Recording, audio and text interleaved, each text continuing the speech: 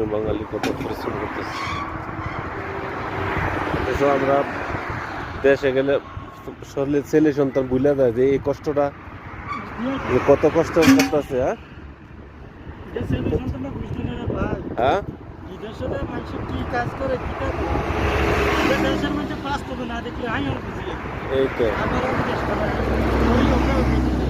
আসলে হাই একবারে গেছি। আসলে এই কষ্টটা আসলে কেউ অনুভব করতে পারে না। বাস্তব যারা দেখছে তারা বলতে কাম এতে রাস্তা অন্য কোম্পানি সাপ্লাই কোম্পানি শিক্ষিত লাগে এই তো কাম করাটা রিস্ক না, অনেক রিস্ক।